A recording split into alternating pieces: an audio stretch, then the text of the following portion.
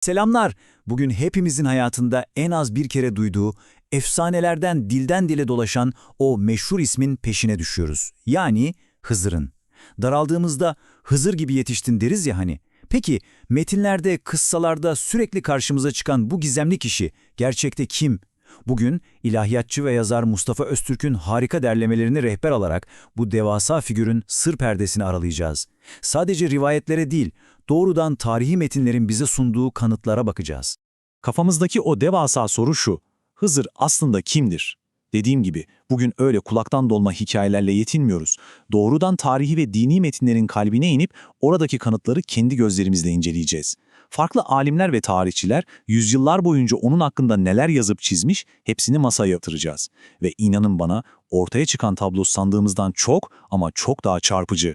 Hazırsanız bu tarihi bulmacanın ilk parçasıyla başlıyoruz. Birinci bölüm. Soy ağacı ve isim karmaşası. Hadi dalalım şu konuya. Bir insanı tanımanın en kolay yolu nedir? Tabii ki adını bilmek, değil mi? Ama iş Hızır'a gelince bu kural resmen çöküyor. Alimlerin ve tarihçilerin adamın gerçek adı konusunda hiçbir şekilde anlaşamamış olması gerçekten inanılmaz. Mesela Vehb bin Münebbih'e sorarsanız adı Belya.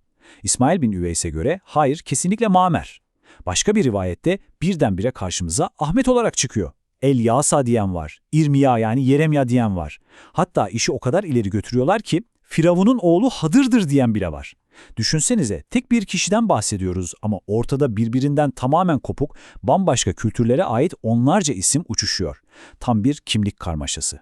Bazen bir metinde çok ama çok fazla detay olması o bilginin doğruluğundan ziyade şüphe uyandıran büyük bir çelişkinin sinyalidir. Alimlerden Salebi ve İbn Kesir'in aktardığı bir soy ağacı var mesela. Hızır'ı alıyorlar, kesintisiz bir çizgiyle Nuh peygamberin oğlu Sam'a kadar götürüyorlar. O kadar net, o kadar milimetrik bir detay ki, tamam ya bulduk işte adamın soyunu diyorsunuz. Ama çok erken sevinmeyin. Çünkü diğer metinlere bir bakıyorsunuz, o kurulan düzenli tablo anında paramparça oluyor. Mukatil bin Süleyman'dan gelen bir rivayete göre Hızır doğrudan Hazreti Adem'in kendi oğlu. Bitti mi? Bitmedi. Ebu Hatim Es-Sicistani hemen itiraz ediyor, hayır diyor.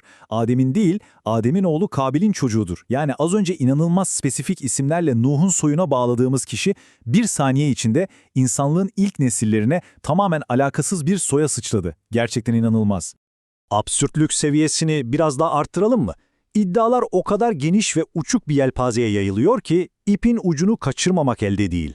Muhammed bin Eyyub'un aktarımına göre o Firavun'un kızından olma torunu. Mısır sarayındayız yani.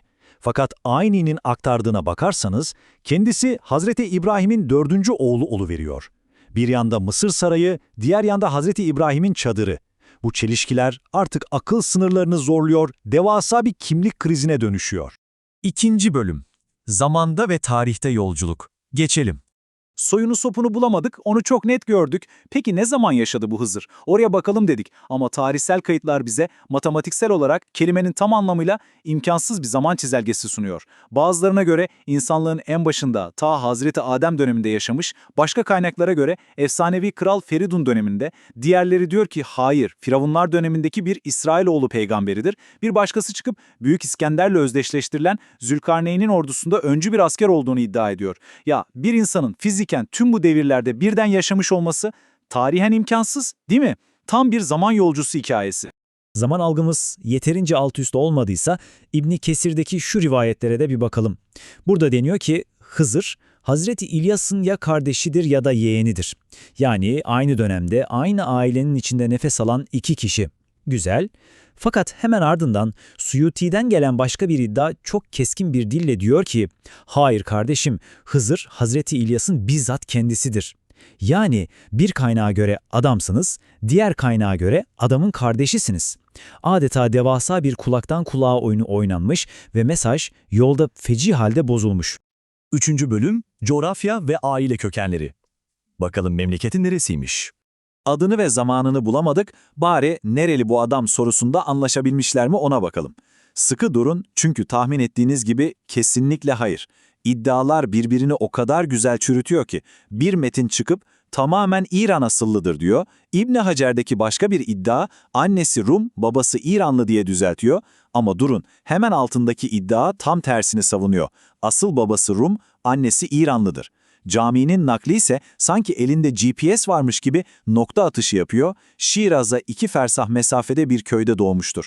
Bütün bu etnik ve coğrafi iddiaları yan yana koyduğunuzda zihninizde hiçbir yere oturmayan devasa bir boşluk oluşuyor. Ve bağlantılar giderek daha da tuhaflaşıyor.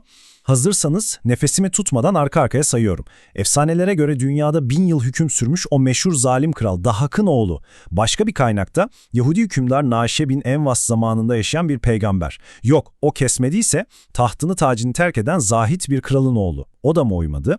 O zaman Hazreti Nuh'un diğer oğlu Yafes'in çocuğudur. Anlayacağınız krallar, peygamberler, efsanevi figürler akla gelebilecek tüm asil ve kutsal tuşlara basılmış, okuyucu bilinçli olarak bir mitolojik bilgi selinde boğuluyor. Ve dördüncü en önemli bölüm, gerçek mi yoksa mitoloji mi? Asıl meseleye geliyoruz. Şimdi biraz duralım. Derin bir nefes alalım. Ortada dağ gibi bir çelişkiler yığını var. Birbiriyle kıyasıya kavga eden kaynaklar, zamanlar, memleketler, isimler. Hepsini önümüze serdik. Artık o büyük yüzleşme anındayız. Tüm o çağları, Rum, İran, Mısır kökenlerini, birbirinden tamamen bağımsız babaları, zalim krallarla ve peygamberlerle olan akrabalıkları şöyle bir gözünüzün önüne getirin. Sizce bunca farklı kültürün ve zamanın ortasında adeta 1000 parçaya bölünmüş bu kişi gerçekten kim olabilir? Araştırmacı Mustafa Öztürk'ün de metninde bütün çıplaklığıyla ortaya koyduğu gibi bunca birbiriyle savaşan görüş dikkate alındığında Hızır kimdir sorusuna verilecek en dürüst, en net ve belki de en şaşırtıcı cevap sadece tek bir kelimedir: hiçbiri. Bu akıl almaz isim ve zaman karmaşasının asıl sebebi aslında gün gibi ortada. Analizin nihai sonucuna göre Hızır, tarihte gerçekten yaşamış, etten kemikten kimliği olan tek bir insan falan değil. O tamamen muhayyel, yani hayal ürünü ve mitolojik bir figür. Orta Doğu'nun, Asya'nın, o kadim kültürlerin, efsanelerin ve inançların yüzyıllar boyunca üst üste binmesiyle ortaya çıkmış devasa bir ortak arketip. İnsanlar, kültürler bu kurtarıcı figürünü o kadar çok sevmiş, o kadar sahiplenmiş ki herkes onu kendi dönemine, kendi peygamberine, kendi coğrafyasına dahil etmek için tarihi metinlere sürekli yeni eklemeler yapmış. İşin özü tamamen bu. Bu devasa tarihsel bulmaca bize tek bir şeyi çok net kanıtlıyor. Kültürel ve tarihi metinleri okurken o eleştirel gözlüğümüzü takmak kesinlikle şart. Peki ya bu durum sadece Hızır'la sınırlı değilse? Metinlerimizin o derinliklerinde böyle kanlı canlı, gerçek bir tarihi kişilik zannettiğimiz başka hangi devasa figürler aslında sadece ortak insanlığımızın yarattığı kültürel mitlerden ibaret? Kim bilir? Belki de asıl büyük araştırmaya başlamamız gereken yer tam olarak burasıdır. Bu karmaşık labirentte bizimle birlikte yürüdüğünüz için çok teşekkürler. Aklınızdaki o merakı hiçbir zaman kaybetmeyin. Hoşça kalın.